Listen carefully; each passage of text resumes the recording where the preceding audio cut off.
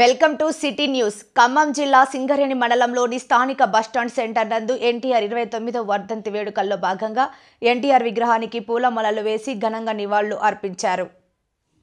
ఈ కార్యక్రమంలో జిల్లా అధికార ప్రతినిధి మండపూడి శ్రీనివాసరావు, గ్రామ అధ్యక్షులు కొండలరావు, కార్యదర్శి చిన్ని శ్రీనివాసరావు, గంగరపోయిన శ్రీను, డొంకెన రవీందర్, మేకల యాదగిరి, హోటల్ రాము, మధు, కరణ్, గౌసుద్దీన్, హర్ష, రాజేష్, అడ్డగూడ ఐలయ్య తదితరులు పాల్గొన్నారు.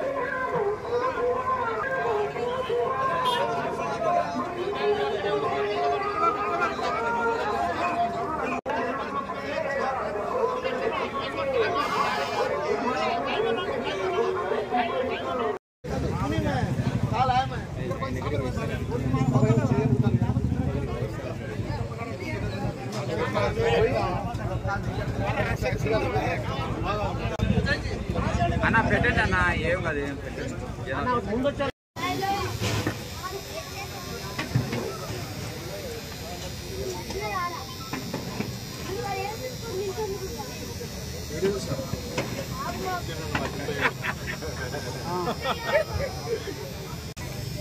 కీర్తిశేషులు అన్న నందమూరి తారక రామారావు గారి 29వ వర్ధంతి సందర్భంగా ఈరోజు సింగరేణి మండలం కారేపల్లి గ్రామంలో అన్నదాన కార్యక్రమాన్ని ఎన్టీ రామారావు గారికి ఘన నివాళి అర్పించిన అనంతరం అన్నదాన కార్యక్రమాన్ని నిర్వహించడం జరిగింది.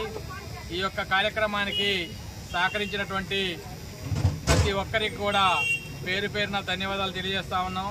ఈ యొక్క కార్యక్రమం విజయవంతం కావడానికి నిన్నటి నుంచి పనిచేస్తున్నటువంటి మరి గంగరపోయిన శ్రీనివాసరావు, డొంకెన రవీందరు, కొండలరావు, చిన్ని శ్రీను, మధు, రామకృష్ణ, అచ్చయ్య, ఇంకా ఎవరెవరైతే సహకరించారో వారందరికీ కూడా, రాము, అందరికి కూడా పేరు పేరున జిల్లా కమిటీ తరఫున ధన్యవాదాలు తెలియజేస్తా ఉన్నాం.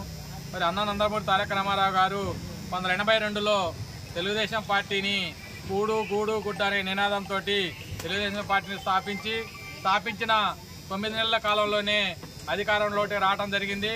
అధికారం చేపట్టిన అనంతరం అనేక సంస్కరణలు చేపట్టినటువంటి అన్న నందమూరి తారక రామారావు గారు మాండలిక వ్యవస్థను, అలానే మహిళలకు సమాన హక్కు, ఇంకా అనేక కార్యక్రమాలని చేపట్టడం జరిగింది.